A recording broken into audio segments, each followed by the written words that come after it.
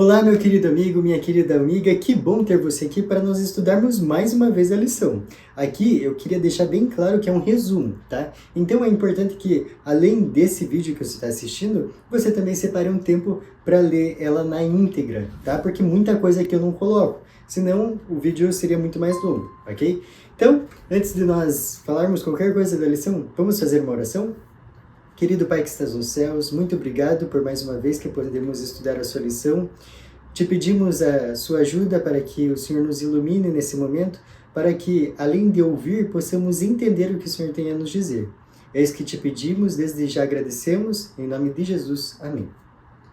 Olha só, a lição dessa semana está falando sobre o conflito cósmico. Isso daqui é muito importante da gente entender porque nós estamos inseridos nesse conflito, tá? Então, a lição vai trazer com profundidade esse tema. E a gente vai ver na Bíblia que a Bíblia toda está espalhada por ela, né? Informações e detalhes sobre esse conflito. E para a gente começar a nossa leitura bíblica, vamos ver então o nosso verso para memorizar? Está lá em Gênesis 3,15. E talvez você lembre, ou talvez você saiba, ou talvez também você não saiba, qual é o contexto desse verso. Mas esse contexto aqui é Jesus falando após o primeiro pecado, tá? O próprio Deus falando o que ia acontecer depois ali do primeiro pecado, que foi de Adão e Eva, né? Ali no Éden, ok? Então, olha só o que está dizendo. Gênesis 3,15 diz assim: Porém, inimizade entre ti e a mulher, entre a tua descendência e o seu descendente. Este te ferirá a cabeça, e tu lhe ferirás o calcanhar. Então, olha só que interessante, né? Esse verso aqui, ele tem muitas e muitas informações para dar pra gente, tá? Um dia a gente pode se aprofundar nesse tema, mas como a gente está aqui tentando resumir a lição, a gente vai continuar, tá? Olha só, eu quero que você pegue a sua lição aí pra gente ir ponto a ponto, tá? A primeira frase que diz aqui é que esse tema, esse conflito cósmico, ele é central na Bíblia, tá? É central nas Escrituras. E como eu já disse anteriormente, nós estamos inseridos dentro desse contexto. Porque o simples fato de a gente estar aqui na Terra é justamente porque aconteceu esse conflito cósmico, né? Se a gente mais para frente vai fazer um estudo bíblico falando sobre a origem do mal e entre outras coisas, e aí você vai conseguir aprender um pouquinho mais sobre o que a gente quer falar aqui, tá? A lição trouxe um ponto muito importante, que embora esse conflito cósmico seja extremamente relevante, ou seja, crucial na nossa história, muitos cristãos não atentam para o grande perigo dele. E de uma perspectiva bíblica, no entanto, Satanás e seus anjos é algo que a gente não pode ignorar. Se nós negarmos essa parte, todo o resto não vai fazer sentido. Como, por exemplo, nós podemos ver os evangelhos. Todos eles falam claramente de Satanás e seus anjos. Então imagina você tirando o grande conflito dessa equação. Quase que fica em nada, né? Então a lição dessa semana vai abordar principalmente dois pontos. Onde na Bíblia, onde nas Escrituras nós podemos encontrar informações sobre o grande conflito. E o segundo ponto é de que natureza é esse conflito. Então fica aqui comigo que essa lição tá muito boa. Vamos para a nossa parte de domingo então? O título do dia é Um Inimigo Fez Isso. E nós vamos ver uma parábola lá de Mateus. Mateus 13, tá? Do versículo 24 ao 27. Leia comigo na sua Bíblia. Outra parábola lhes propôs, dizendo: O reino dos céus é semelhante a um homem que semeou boa semente no seu campo. Mas, enquanto os homens dormiam, veio o inimigo dele, semeou o joio no meio do trigo e retirou-se. E quando a erva cresceu e produziu fruto, apareceu também o joio. Então, vindo os servos do dono da casa, lhe disseram: Senhor, não semeaste boa semente no teu campo? De onde vem, pois, o joio? Essa pergunta é muito parecida com a que muitos fazem hoje sobre o problema do mal. Se tudo que Deus criou era bom, por que existe o mal? Mas essa pergunta vocês lembram que a gente já respondeu em lições anteriores. Vamos continuar nosso texto? Os versículos 28 a 30 agora. Ele, porém, lhes respondeu: Um inimigo fez isso. Mas os servos lhe perguntaram: Queres que vamos e arranquemos o joio? Não, replicou ele, para que, ao separar o joio, não arranqueis também com ele o trigo. Deixai-os crescer juntos até a colheita, e no tempo da colheita direi aos ceifeiros: Ajuntai primeiro o joio, atai-o em feixes para ser queimado, mas o trigo recolhei-o no meu celeiro. Antes de nós comentarmos essa parábola, vamos para a explicação dela, para a gente entender um pouquinho mais do que ela quer dizer? Está ali nos versos 37 a 40, e olha só o que diz. E ele respondeu: o que semeia a boa semente é o filho do homem. O campo é o mundo. A boa semente são os filhos do reino. O joio são os filhos do maligno. O inimigo que o semeou é o diabo. A ceifa é a consumação do século. E os ceifeiros são os anjos. Pois assim como o joio é colhido e lançado ao fogo, assim será na consumação do século. De acordo com a parábola, Deus acabará com o mal. Mas arrancá-lo antes do momento certo resultaria em danos colaterais irreversíveis que prejudicariam em muito o bem. Então olha só como Deus é um Deus de amor, né? Para não prejudicar o bem, ele não acaba com o mal ainda. Mas vai ter um momento desse mundo que vai estar bem evidente quem está do lado de Deus e quem está do lado de Satanás. Vamos então para a nossa parte de segunda-feira, que o título é A Origem do Conflito na Terra. Vamos entender um pouquinho isso? Vamos lá para Gênesis 1:31. Viu Deus tudo quanto fizera, e eis que era muito bom. Houve tarde e manhã, o sexto dia.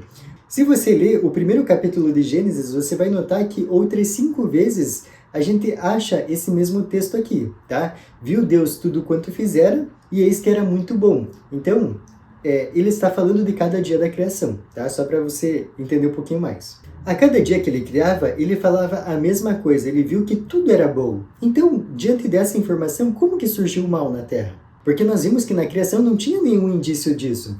Vamos então para a Bíblia? Primeiro nós vamos ler Gênesis 3, do versículo 1 até o versículo 7. Olha só o que está escrito. Mas a serpente, mais sagaz que todos os animais selváticos que o Senhor Deus tinha feito, disse à mulher: é assim que Deus disse, não comereis de toda árvore do jardim? Respondeu-lhe a mulher: do fruto das árvores do jardim podemos comer, mas do fruto da árvore que está no meio do jardim, disse Deus, dele não comereis, nem tocareis nele para que não morrais. Então a serpente disse à mulher: é certo que não morrereis, porque Deus sabe que no dia em que dele comerdes, se vos abrirão os olhos, e como Deus sereis conhecedores do bem e do mal. Vendo a mulher que a árvore era boa para se comer, agradável aos olhos, e árvore desejável para dar entendimento, tomou-lhe do fruto e comeu, e deu também ao marido. E ele comeu. Abriram-se então os olhos de ambos, e percebendo que estavam nus, coseram folhas de figueira e fizeram cintas para si. Olha só, aqui nós lemos a história da queda, né? Só que essa luta entre o bem e o mal só começou ali, ela se desenvolveu e se desenvolve até hoje, né? Vamos ler então Apocalipse 12, dos versículos 7 a 9. Olha só o que diz. Houve peleja no céu. Miguel e seus anjos pelejaram contra o dragão.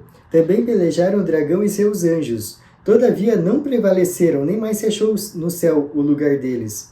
E foi expulso o grande dragão, a antiga serpente que se chama Diabo e Satanás, o sedutor de todo mundo. Sim, foi atirado para a terra, e com ele os seus anjos. Vocês viram ali no verso de Apocalipse que nós lemos que a serpente é identificada como Diabo e Satanás? Esse ser levanta mentiras sobre o caráter de Deus. A serpente faz uma pergunta para lançar uma dúvida no coração de Eva. E a gente já entendeu em outras lições também que a gente não pode tentar discutir com Satanás. Nós temos o claro exemplo de Cristo, que quando ele foi tentado no deserto, ele só respondia com a palavra, né? Então olha só que importante lição a gente pode extrair daqui. Nós subestimamos muito Satanás. E se a gente sabe que ele é muito bom de lábia, a gente não pode nem dar espaço para ele falar, né? Então vamos continuar a nossa lição. Aqui tinha 2 lados bem claros, a serpente, que era Satanás naquele momento, e Deus. Eva, ela ouviu as 2 versões, ela tinha que escolher qual versão que ela ia seguir, qual versão que ela ia acreditar nesse momento. Para nós é muito fácil responder hoje, a gente claramente responderia que a gente estaria do lado de Deus, né? Obviamente. Só que quantas vezes hoje na nossa vida nós escolhemos Satanás? Isso é muito importante da gente pensar. O que a gente tem feito diariamente? As coisas que a gente tem feito nos colocam mais perto de Deus ou mais longe? A natureza do conflito está ligada intimamente a justamente acreditar. Em quem que você vai acreditar? Essas perguntas e outras perguntas sobre fé, a gente sempre vai responder o certo, né? Na teoria é muito fácil, mas e na prática, como que está sendo? Vamos para a parte de terça-feira, a origem do conflito no céu. Então a gente viu ali na terra, né? E agora nós vamos ver no céu. Vocês perceberam que os primeiros 3 capítulos ali de Gênesis deixam bem claro que essa luta não começou aqui na terra. Ou seja, ela já existia antes da queda de Adão e Eva. Mesmo que o mal não fosse uma ideia concreta ainda no Éden, ele já existia conceitualmente no nome da árvore, a árvore do bem e do mal. A astuta serpente acusou Deus de mentir, mas a gente vê que ela estava mentindo. A existência da serpente e a existência da mentira que ela dizia mostram a realidade do mal. Assim, no Éden, antes da queda, o mal já se manifestava. Vamos então para a nossa Bíblia? Como que aconteceu essa queda? Nós vamos lá para a nossa Bíblia, então, em Ezequiel 28, dos versículos 12 ao 19. Olha só o que diz. Filho do homem, levanta uma lamentação contra o rei de Tiro e dize-lhe, assim diz o Senhor Deus, tu és o sinete da perfeição, cheio de sabedoria e formosura. Estavas no Éden, jardim de Deus. De todas as pedras preciosas te cobrias, o sárdio, o topázio, o diamante, o berilo, o ônix, o jaspe, a safira, o carbúnculo e a esmeralda. De ouro se te fizeram os engastes e os ornamentos. No dia em que foste criado, foram eles preparados. Tu eras querubim da guarda ungido, e te estabeleci. Permanecias no monte santo de Deus, no brilho das pedras andavas. Perfeito eras nos teus caminhos, desde o dia que foste criado, até que se achou iniquidade em ti. Na multiplicação do teu comércio, se encheu o teu interior de violência, e pecaste. Pelo que te lançarei profanado fora do monte de Deus, e te farei perecer. Ó querubim da guarda, em meio ao brilho das pedras, elevou-se o teu coração por causa da tua formosura, corrompeste a tua sabedoria por causa do teu resplendor. Lancei-te por terra, diante dos reis te pus, para que te contemplem. Pela multidão das tuas iniquidades, pela injustiça do teu comércio, profanaste os teus santuários. Eu, pois, fiz sair do meio de ti um fogo que te consumiu, e te reduzi a cinzas sobre a terra, aos olhos de todos os que te contemplam. Todos os que te conhecem entre os povos estão espantados de ti. Vens a ser objeto de espanto, e jamais subsistirás. Então, de acordo com esse texto, nós podemos ver claramente que o mal e o conflito cósmico tiveram origens no céu. Fica claro que as características que nós vimos aqui, que era um querubim, que era um modelo de perfeição, fica claro que não estava falando do rei Tiro, E ali fala até que estava no Éden, Então, claramente uma referência a Satanás. Mas não vamos parar só nesse texto, vamos também para Isaías 14 para a gente ver mais informações sobre esse anjo. Vamos ler dos versos 12 a 15, então presta atenção nesses versos. Como caíste do céu, a estrela da manhã, filho da alva, como fosse lançado por terra, tu que debilitavas as nações. Tu dizias no teu coração, eu subirei ao céu, acima das estrelas de Deus, exaltarei o meu trono, e no monte da congregação me assentarei, nas extremidades do norte. Subirei acima das mais altas nuvens, e serei semelhante ao Altíssimo. Contudo, serás precipitado para o reino dos mortos, no mais profundo do abismo. Vocês viram que Ezequiel e Isaías eles se complementam? Aquilo que era para trazer glória e majestade a Deus, que era adoração do anjo, ele queria tomar tudo para si. E quantas vezes nós também temos feito isso? Muitas vezes Deus nos dá o dom do canto, por exemplo, e a pessoa começa a querer aparecer, Vai cantar nas igrejas ou em qualquer lugar e pega todas as honras para ela mesma, Assim, não precisamos ficar só na música, tantos outros dons que Deus nos dá para ser para a honra e glória dele, e a gente usa para o nosso próprio benefício. Isso é muito importante da gente pensar, porque muitas vezes a gente julga aqui Satanás, Eva e tantos outros, assim como o povo de Israel, mas a gente faz a mesma coisa. Por isso que você precisa pedir para Deus os olhares da fé, os olhares espirituais, para que você possa ver na sua vida o que você tem errado. Essa daqui é uma enorme lição do que não fazer. Então, se você não conseguiu extrair essa lição ainda, volta um pouquinho, lê esses textos novamente e tenta aplicar na sua vida, ok? Vamos então para a nossa parte de quarta-feira e o título é Se Você Me Adorar. Você lembra em que contexto essa frase foi falada? No encontro entre Jesus e o tentador, nós podemos ver realmente a natureza desse conflito. O principal ponto aqui é a adoração. E quando a gente fala de adoração, nunca que você que está procurando sempre servir a Deus falaria que queria adorar Satanás, Obviamente. Mas quantas vezes nós temos feito isso? Em vez de separar um tempo para ler a Bíblia, para estudar uma lição, para estar em comunhão com Deus, nós estamos na frente da televisão vendo coisas que claramente não são de Deus. Com certeza veio alguma coisa na sua mente nesse momento, Eu dei o exemplo da televisão, mas não precisa ser necessariamente só a televisão. A gente tem que entender que qualquer coisa que a gente contemple por muito tempo, nós vamos sendo transformados.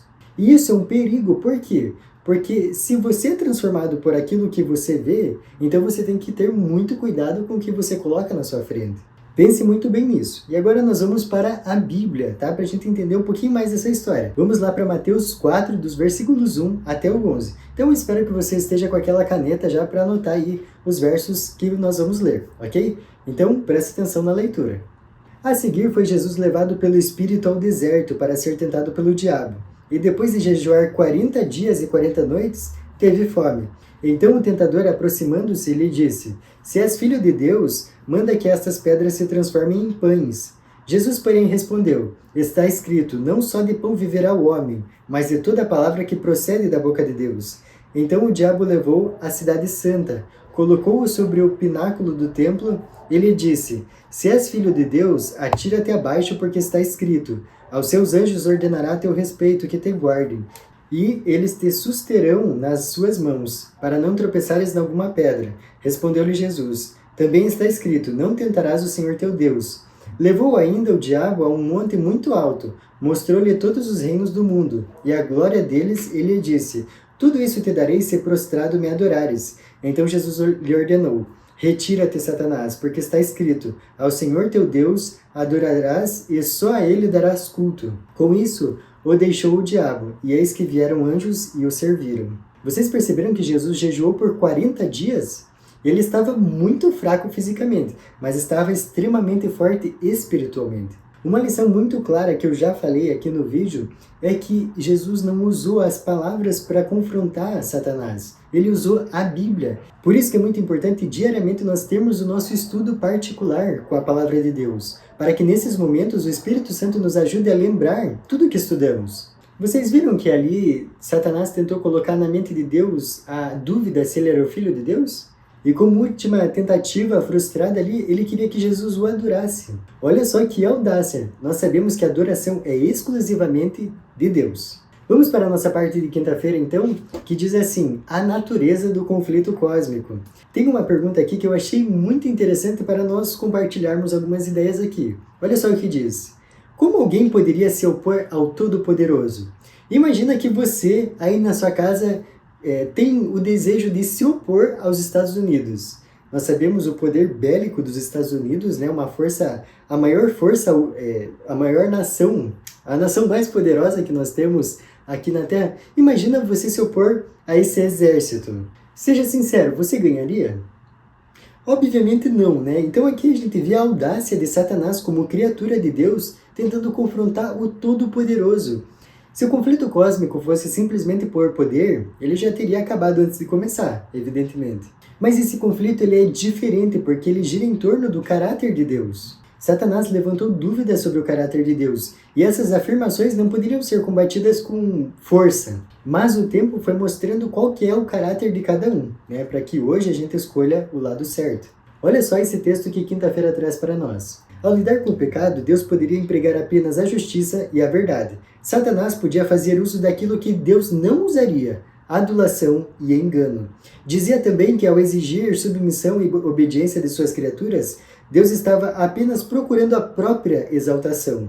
Portanto, deveria ser demonstrado perante os habitantes do céu e de todos os mundos que o governo de Deus é justo. Satanás tinha dado a impressão de que estava procurando promover o bem do universo. O verdadeiro caráter do usurpador e seu objetivo real deveriam ser compreendidos por todos. Deveria ser dado um tempo para que seus atos de maldade mostrassem quem ele realmente era.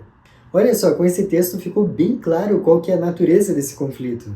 E só a título de curiosidade para nós finalizarmos essa parte de quinta-feira, a palavra grega traduzida como diabo significa acusador. Olha só que interessante.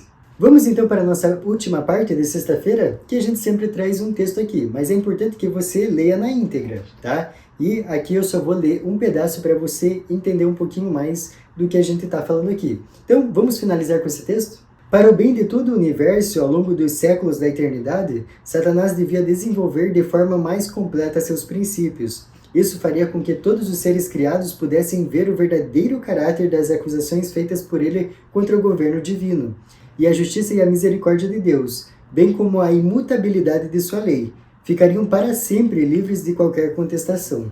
Sabe, esse texto, todo esse contexto que a gente está estudando aqui, nos traz muitas lições. Uma delas que eu queria acrescentar agora aqui é que se alguém está falando mal de você, pode descansar, porque uma hora o caráter vai ser revelado. Então, entregue tudo nas mãos de Deus e descanse. Uma ótima semana para você e eu espero que você esteja aqui comigo na próxima revisão da lição, ok? Até mais!